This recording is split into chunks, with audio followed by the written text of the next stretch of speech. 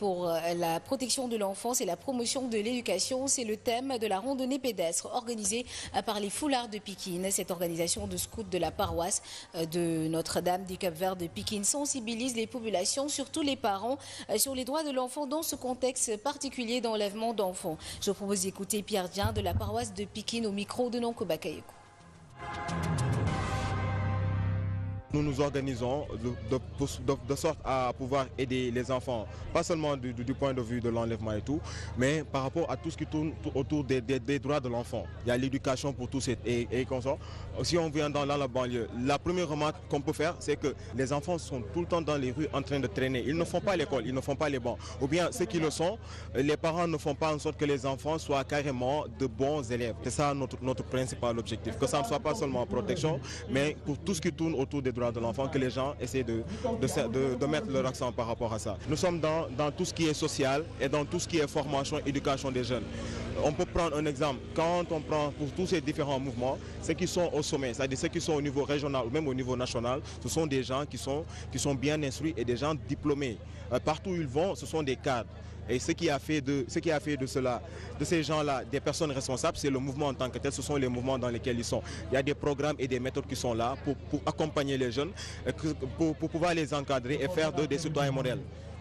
Cette randonnée de sensibilisation s'inscrit dans les activités de la Semaine nationale de la jeunesse. Le ministère de la Jeunesse qui s'approprie de cette activité s'emploie à accompagner les jeunes dans leur plan d'action pour former des citoyens modèles capables de tirer le pays vers l'émergence. Lazare Djedjou, membre du cabinet du ministère de la Jeunesse, est toujours au micro de Nonko Bakayoko.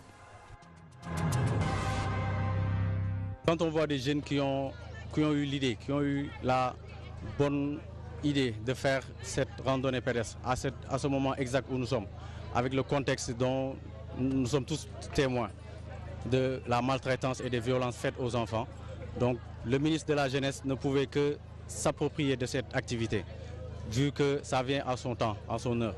Donc c'est pourquoi il a déployé tous les moyens, que ce soit physique et financier, pour accompagner les jeunes, parce que voilà, c'est peut-être une activité qui devait être au préalable initiée par le ministère, mais vu qu'on a des jeunes qui ont eu à penser à cela, donc on ne pouvait faire que les accompagner par rapport à cette activité. Avec le contexte dans lequel nous sommes, dans la Semaine nationale de la jeunesse, une activité pareille ne pouvait pas être exclue de la semaine. Parce qu'on sait que quand on parle de jeunes, ça commence par l'enfance. Et la protection de l'enfance, c'est ce qui nous permettra, surtout pour la formation de l'éducation, ce qui nous permettra d'atteindre et d'avoir aussi une jeunesse consciente, une jeunesse capable de tirer le pays vers l'émergence. Voilà, c'était tout pour l'actualité de la banlieue. Merci à tous de l'avoir suivi.